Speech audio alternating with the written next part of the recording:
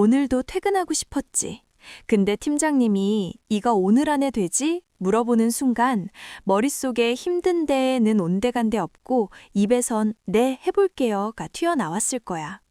집에 가는 길 너무 지쳐서 혼자 쉬고 싶은데 친구의 오늘 저녁 어때? 라는 카톡에 또 응, 나갈게 라고 답장했지.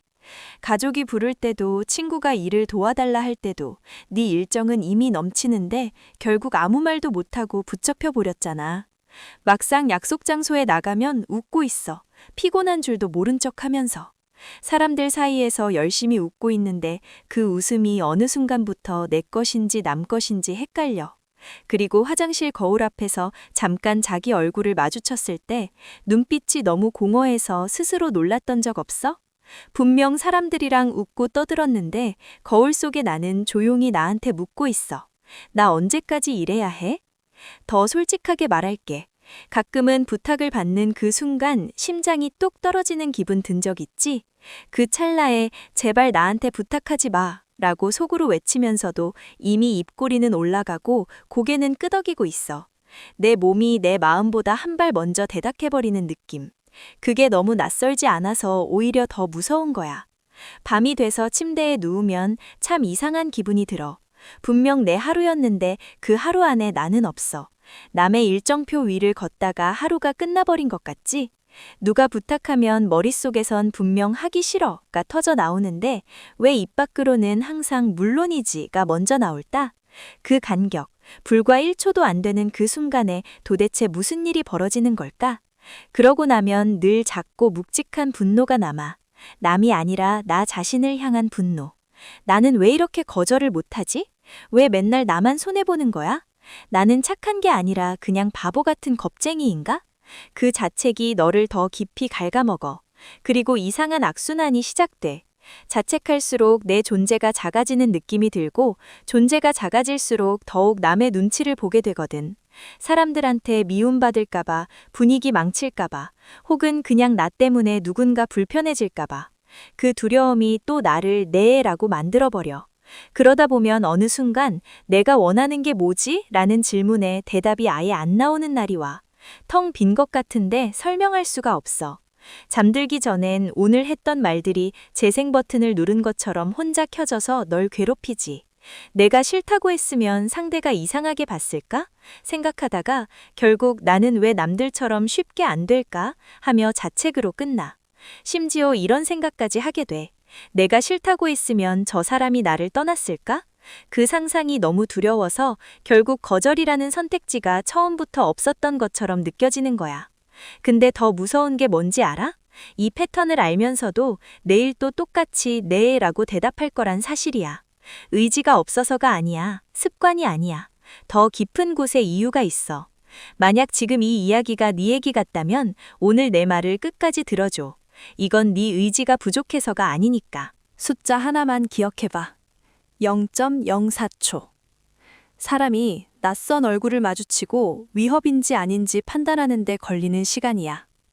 뇌는 상대의 굳은 표정이나 차가운 목소리를 눈 깜짝할 새에 포착해. 이성이 개입하기도 전에 심장이 조여오고 불안해지지. 이건 상상이 아니야. 실제로 편도체가 활성화되고 스트레스 호르몬인 코르티솔이 분비되는 거야. 뇌가 지금 위험 상황이다 라고 경보를 울리는 거지. 그리고 이 경보가 울리면 우리 몸은 크게 4가지 반응 중 하나를 선택해. 싸우거나, 도망가거나, 얼어붙거나, 아니면 맞춰버리거나. 심리학자 피트 워커는 마지막 반응을 수능 반응, fun response라고 불렀어. 갈등을 만들지 않고 상대를 기쁘게 해서 위협을 없애버리는 생존 전략이야.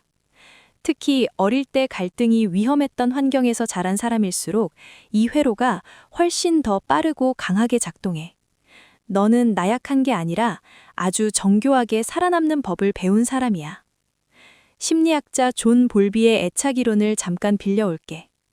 우리가 아주 어릴 때 양육자의 반응이 예측 불가능하거나 차가웠을 때 아이는 아주 빠르게 하나를 학습해. 내가 착하게 있으면, 조용히 맞춰주면 사랑이 끊기지 않는다. 이게 바로 불안 애착이야.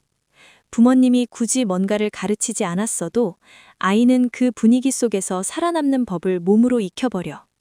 그 아이가 자라서 어른이 됐어. 그런데 그 아이는 아직도 네 안에 있어. 지금 팀장 앞에서도, 친구 앞에서도, 가족 앞에서도 그 아이는 여전히 숨죽이며 맞춰가고 있는 거야. 어른의 몸을 빌려서. 그러니까 넌 나약한 게 아니야. 어릴 적부터 눈치를 보며 분위기를 맞춰야 했던 경험들이 네 뇌에 조용히 맞춰가는 게 안전하다는 걸 깊이 새겨놓은 것뿐이야. 그건 잘못이 아니라 네가 그 환경에서 최선을 다한 증거야. 넌 그때 정말 잘 살아남은 거야.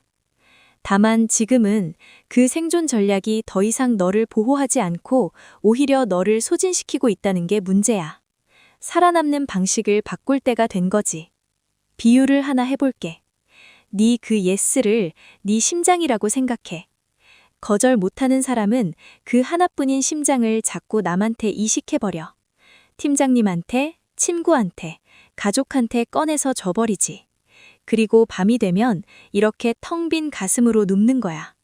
심장이 없으니 피가 안 돌고 내가 뭘 원하는지 점점 무뎌지다가 뇌는 이 인지 부조화를 견디지 못하고 나침반을 꺾어버려. 심리학에서는 이걸 감정 억압이라고 해. 반복적으로 자기 감정을 무시하다 보면 뇌는 결국 감정 자체를 느끼지 않는 방향으로 신경회로를 재구성해. 원래 내가 원했던 걸 거야 라고 스스로를 설득하면서 자기 감정을 조용히 지워버리는 거지. 더 슬픈 건 이게 오래 반복되면 무감각이 평온처럼 느껴지기 시작한다는 거야. 더 이상 분노도 슬픔도 안 느껴지니까 괜찮아진 것 같은 착각이 들어. 근데 그건 회복이 아니라 그냥 심장이 너무 오래 없었던 거야. 내가 원하는 게 뭐지? 대답이 안 나온다면 네가 무감각해서가 아니야. 너무 오래 남의 감정을 먼저 읽느라 너를 지워온 흔적이야. 그럼 당장 내일 어떻게 해야 할까? 크게 바꿀 필요 없어. 딱 3가지만 해보자. 첫째, 대답 전에 딱 3초만 여유를 줘. 부탁을 받는 순간 잠깐 일정 좀 볼게요 라고 버퍼를 둬. 이 3초가 0.04초의 생존 회로를 잠깐 멈추고 이성이 개입할 문을 열어줄 거야. 신경과학적으로 전두엽이 편도체의 경보 신호를 조절하려면 딱 이 짧은 멈춤이 필요해. 당장 대답하지 않아도 돼. 3초의 침묵은 무례한 게 아니야. 그건 네가 처음으로 나 자신에게 시간을 준 거야. 둘째, 100이 아닌 60짜리 거절을 해봐. 전부는 어렵고 이 부분만 도와줄게. 이게 행동심리학에서 말하는 점진적 노출, gradual exposure이야. 완벽한 거절이 아니어도 괜찮아. 처음부터 단호하게 싫어요를 외칠 필요 없어. 60%의 거절에도 관계가 무너지지 않는다는 걸 뇌가 직접 경험해야 공포 반응이 서서히 약해지거든. 한번 경험하면 뇌가 기억해. 다음엔 조금 더 쉬워져. 셋째, 스스로에게 자기 연민의 말을 건네. 심리학자 크리스틴 네프의 연구에 따르면 자책보다 자기 연민이 실제로 더 높은 회복 탄력성과 행동 변화를 이끌어낸다고 해.